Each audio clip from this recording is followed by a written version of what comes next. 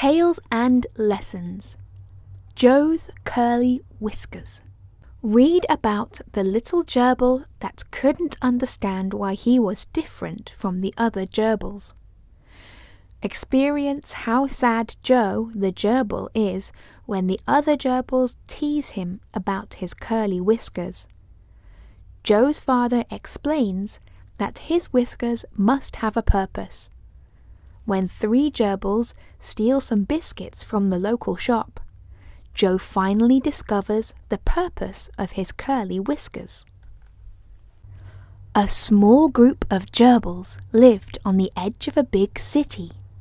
They had tiny round ears, soft white fur, and long tails. They also had long, straight, silver whiskers. But one little gerbil called Joe was different. His whiskers were very curly. Joe's whiskers were so curly that he stood out from everyone else. No one knew why Joe had curly whiskers. His dad, his mum, and his little sister Amy all had long, straight whiskers. Even though Joe's whiskers looked different, they worked just as well as those of the other gerbils. He could still sense things around him. Sometimes the other gerbils teased him. They called him Curly Face or Mr. Frizzy. Joe tried to ignore them, but their remarks really hurt him. Joe tried hard to make his curly whiskers straight, but nothing worked. He even asked 2 of his friends to pull on his whiskers, but as soon as they let go, his whiskers went all curly again. One day, Joe asked his dad, "Why do I look different?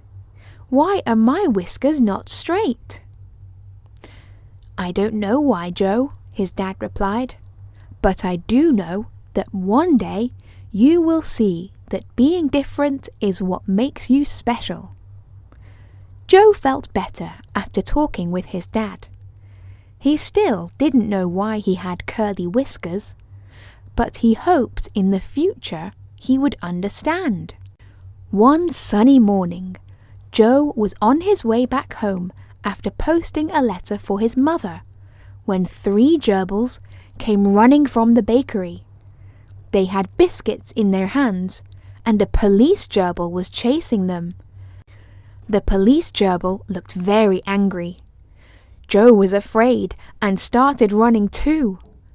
The 3 bad gerbils were very fast and got away. But when the police gerbil saw Joe running, he thought that he was a bad gerbil also and caught him. Joe said that he had nothing to do with the bad gerbils who had stolen the biscuits from the bakery. He begged the police gerbil to let him go. But the officer did not believe Joe's story and took Joe to the police station. At the station, Joe said that he had not stolen the biscuits. "In that case, why were you running away?" the police gerbil asked. "I got scared when I saw you chasing the bad gerbils, and I started to run too. I would never ever steal," pleaded Joe. The police gerbil wanted to believe Joe, but he had no proof that Joe was not with the bad gerbils, so he had to lock Joe in a cell. Joe did not know what to do. His dad, mum, and Amy visited him and promised to help to free him. While Joe was talking to his family, the police gerbil came in with a big fuzzy gerbil. He was the owner of the bakery from where the bad gerbils had stolen the biscuits. The police gerbil then said to the baker, "We have caught one of the bad gerbils that stole your biscuits, and soon we will catch the rest of them." The baker looked closely at Joe and then said, "Officer, this gerbil did not steal my biscuits. Please let him go." "How can you be so sure?" asked the police gerbil. The baker laughed and replied, "Just look at those cute curly whiskers.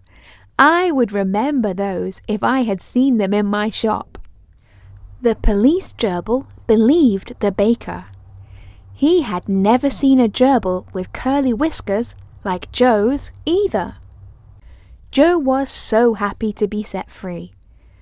What his dad had told him had come true. Joe's curly whiskers had proven that he was innocent.